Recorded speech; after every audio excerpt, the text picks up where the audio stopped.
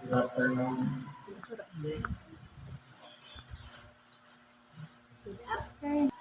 Sa pangalan po ng dakilang Panginoong Jesucristo, isang mapagpalang hapon sa bawat isa.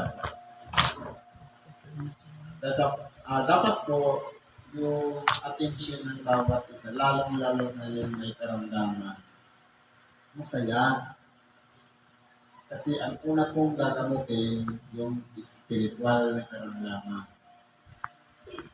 Yung mga kabigatan sa buhay, yan po kagaya ng sakit-sakit sa katawan, yan po ay kung mapapansin natin, siya po ang dahilan bakit tayo nandito sa harapan ng dakilang Panginoon. Kung kailan tayo mahina, may sakit, andito tayo ngayon, nakikinig ng salita ng Diyos. Kaya purihin natin ng Diyos dahil sa karamdaman yan, tayo po ay tinutulungan niya na ang ating pag-iisip, palakasin ang pananampalataya o pananalig sa Diyos. Ang kagalingan, resulta na lang po yan ng pakikinig ng salita ng Diyos. Ngayon po, dito sa unang tema, sa Ebanghelyo ni Apostol San Mateo, sa Kapitulo 13, versikulo 1 hanggang 23. Ito po ay nabubuo sa tatlong tema. Ang una, sa versikulo 1 hanggang sa 9, ito po ay paglalahad ng talinhaga tungkol doon sa mga hasik. At pagdating naman sa 10 hanggang 17, ito naman po ay tinuturo ng Panginoon kung bakit dinadaan niya sa talinhaga ang kanyang Ebanghelyo. At pagdating naman sa 18 hanggang 23, ipinapaliwanag niya yung kahulugan ng talinhaga tungkol sa mga hasik. Kaya po, ito po ay pinalawak ng ating dakilang Panginoon, bagamat mahaba siya. Pero kung pag-aaralan po natin, para po sa bawat isa, yan po mga sikas na yan. Ngayon, talakayin natin. Bakit po ba idinadaan ng ating dakilang Panginoon sa mga talinhaga? Sabi niya, nagtanong ang kanyang mga alagad, at nagsilapit ang mga alagad at sinabi nila sa kanila, bakit mo sila pinagsasalitaan sa mga talinhaga? Kumbaga, merong isa sa alagad ng ating dakilang Panginoon, naglakas loob magtanong kung bakit ang pangangaral ng ating dakilang Panginoon idinadaan sa mga talinhaga. Sabi niya, at sumagot siya at sinabi sa kanila, sa inyo'y ipinagkaloob ang mga kaalam ng mga hiwaga ng kaharian ng langit datapwat hindi ipinagkaloob sa kanila. Ngayon po, tanungin po natin ang ating mga sarili. Base po sa napakinggan natin kanina tungkol sa mga talinhaga, ano po ba ang naunawaan natin doon? Kasama po ba tayo sa mga tao na sadyang naging mapurol at hindi natin naunawaan yung talinhaga sa pinaghasikan ng butil? Kahit yung paliwanag noon, o kasama tayo doon sa isang taong mapalad na nakaalam ng hiwaga ng Diyos na bagamat malalim ang pakahulugan ng talinhaga, pero sa atin, ito po ay maliwanag na tayo po pala ang pinatutungkulan ng ating dakilang Panginoon. Sampol, di po ba merong apat na uri na nahasikan? Ang una, tabi ng daan. Ito po, yung mga tao, nasabi dito, Ang sino mang nakikinig ng salita ng kaharian ay hindi niya napag-uunawa, ay pinauuna ng masama at inagaw ang nahasik sa kaniyang puso, ito yaong nahasik sa tabi ng daan. Ito yung mga tao na bagamat tinuturuan na ng aral ng salita ng Diyos, ibinibigay na yung salita ng Diyos, yung pamamaraan, paano dapat lumapit sa Diyos, paano manalangin, paano magsisi. Pero po, wala siyang nauunawaan. Ito yung mga taong katulad ng pinaghasikan ng butil sa tabi ng daan. Ibig sabihin, lumipas na yung oras, mula kanina, inulit-ulit yung talinhaga sa paghahasik, pero wala pa rin tayong naunawaan.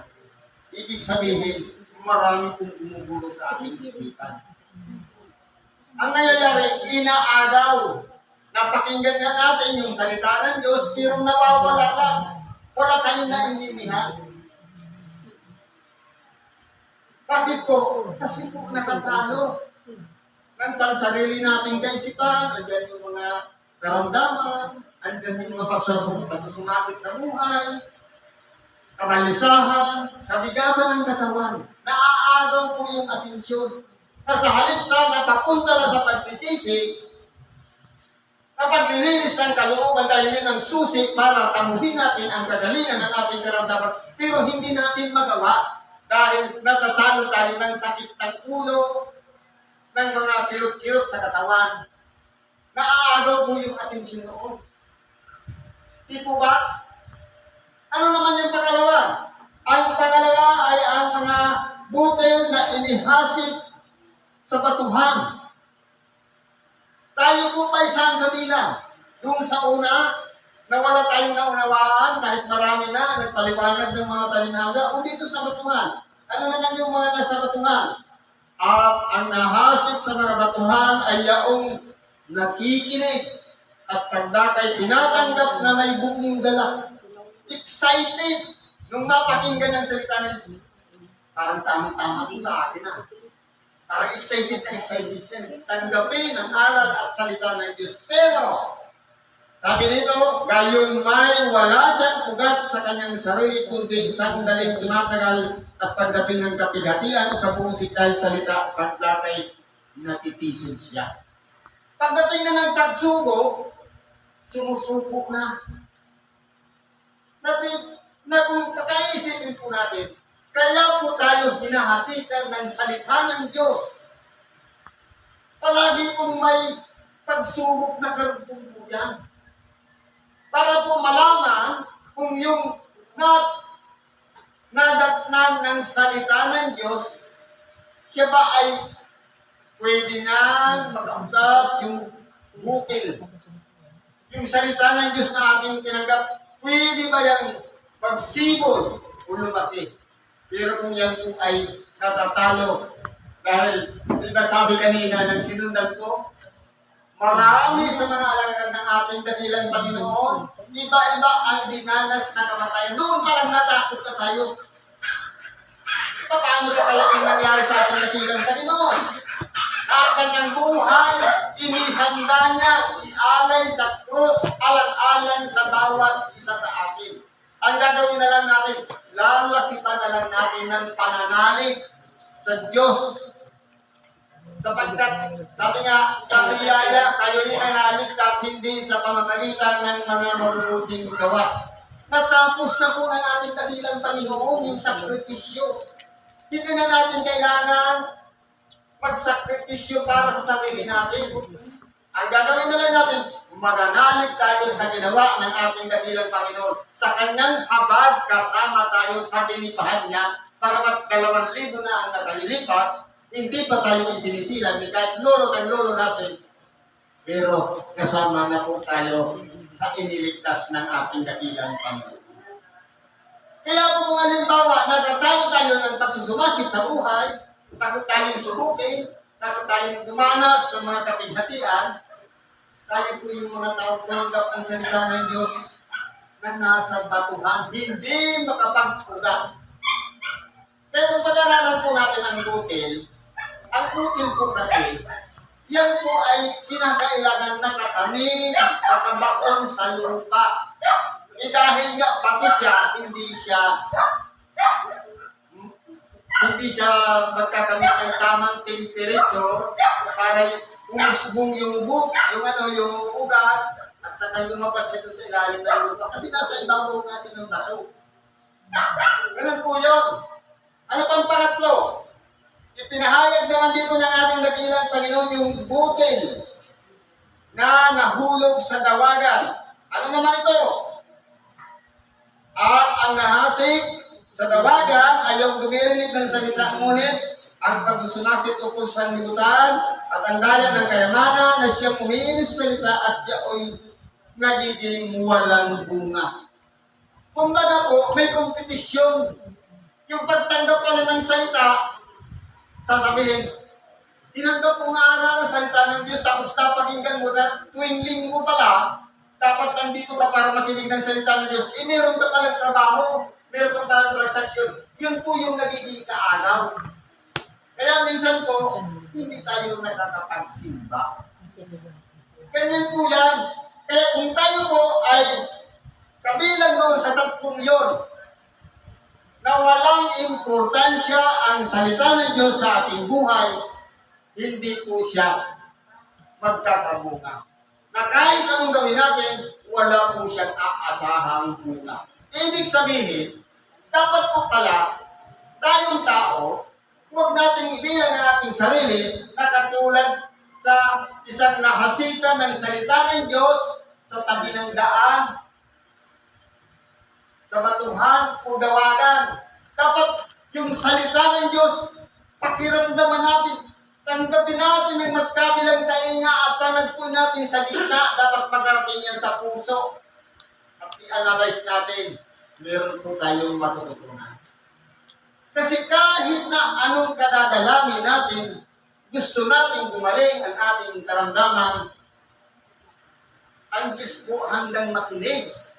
Pero yung salita ng Diyos naman na ibinibigay sa atin, na siya yung nagsasalita, tayo naman yung pakinig.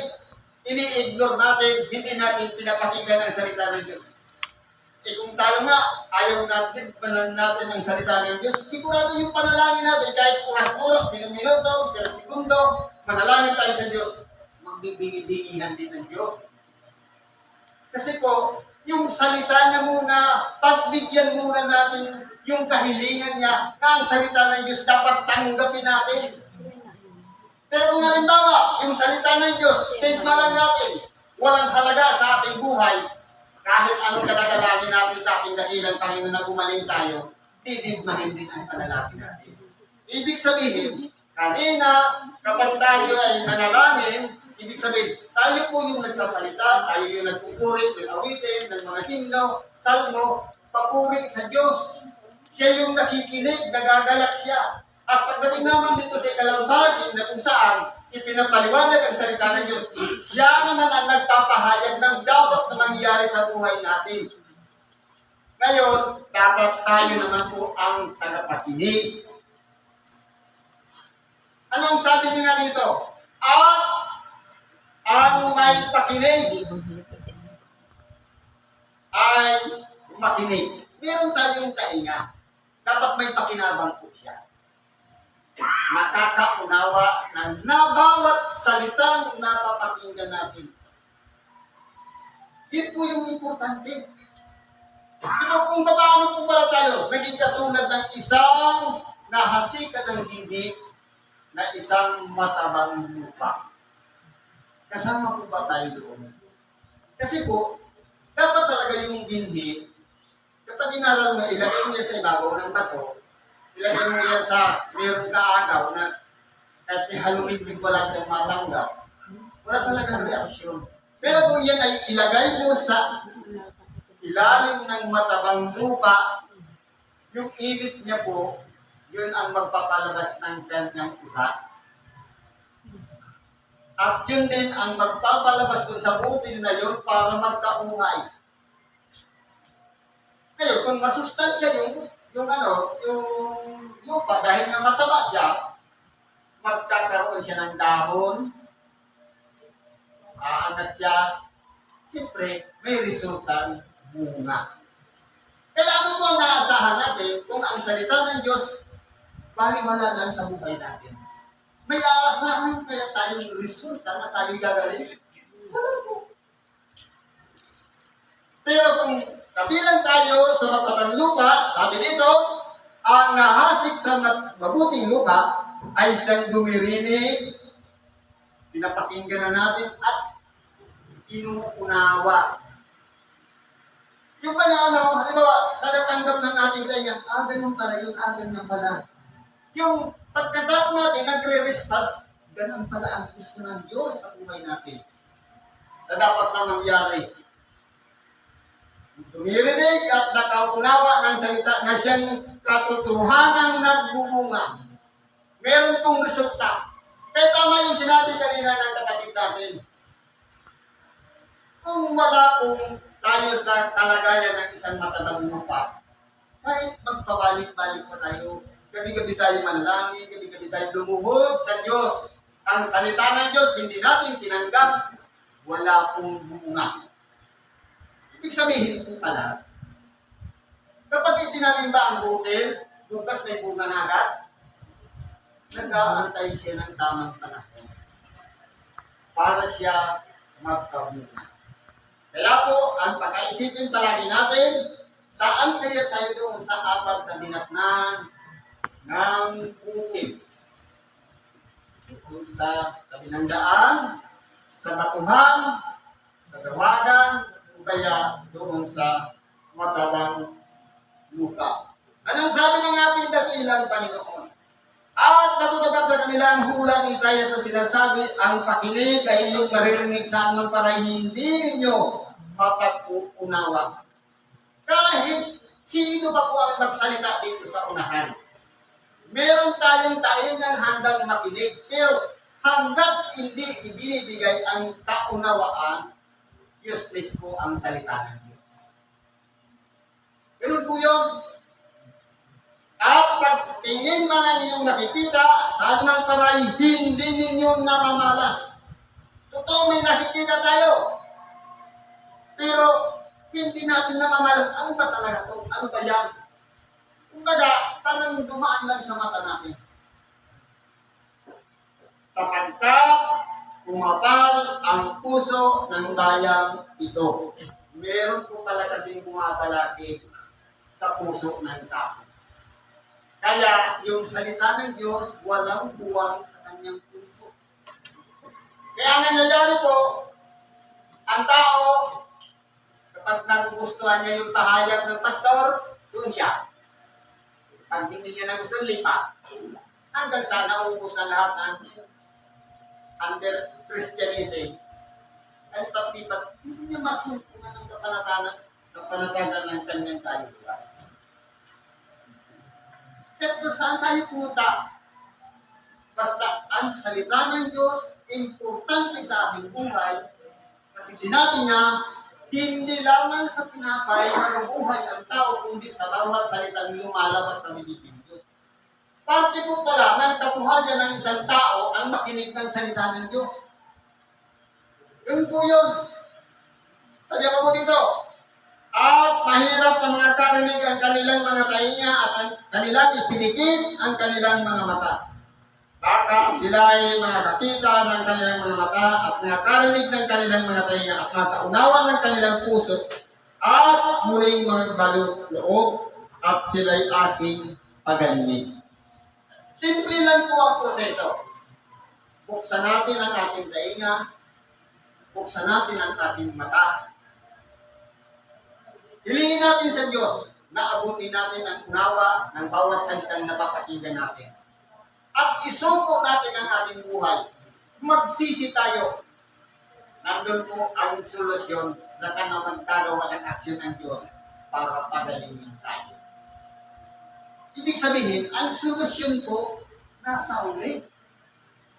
Kaya tama yung sinabi kanina, hindi dapat masunod yung sarili nating kalooban na gusto nating gumaling. Kundi Diyos po ang nagpapagaling. Libutin man natin ang buong sanglibutan kahit sinong espesyalistang doktor, kahit sino ang magagaling na albularyo, hanggat hindi ibinibigay ng Diyos ang kagalingan ng ating karamdaman, useless po, mauubos lang ang ating kabuhayan. Ibig sabihin, kinakailangan muna natin isuko ang ating buhay. Bakit sakop na ito? Sabihin lang natin, sa demonyo yan. Pero bakit maraming gumagaling? Dahil po priority yung salita ng Diyos. Tinanggap yung salita ng Diyos, nagsisi siya, linagbag ang kanyang kalooban, nung malinisan na ang kanyang puso, nandun na yung presensya ng Diyos. Nagsurrender na ito sa akin, pagagalingin ko na ito. Ganyan po ang ginagawa ng Diyos. Lahat ng karumihan dyan sa puso, kaya inaalis niya muna. Ang gusto niyang manahan dyan, siya. Yung presensya niya, ang manahan sa ating puso. Kapag siya na po ang nandiyan sa puso natin, kikilos siya, pagagalingin niya lahat ng problema ng ating katawan. At siya'y aking at muling magpaliklog at siya'y aking pagalingin. Pero ang pagpapagaling galing lagi sa Diyos. Hindi galing sa medisina, scientific na gamot, doktor material, albularyo. Hindi doon galing ang kagalingan, kundi sa Diyos lang mismo. Sa oras na isupok natin ang ating mga sarili. Anong sabi niya dito? Katapwat, kapapalad ang iyong mga mata sapagkat nakakita. Kapapalad tayo kung kumplito ang ating mga mata. At nakikita natin ang tunay na paraan at solusyon para gumaling ang ating karamdaman. At ang iyong mga tainga sapagkat nangangatarinig.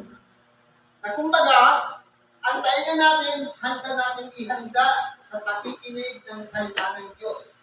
Sapagkat katotohanan ang sinasabi ko sa inyo na hinahangad na pakita ng maraming propeta at ang mga taong matuwid ang inyong nakikita, hindi nila nakita at marinig ang inyong narinig.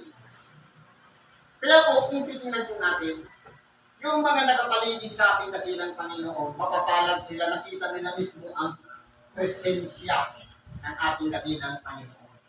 Pero yung mga panahon noon ng mga propeta, umansa rin na makita ang pagdating ng manunubos ng dakilang Panginoon.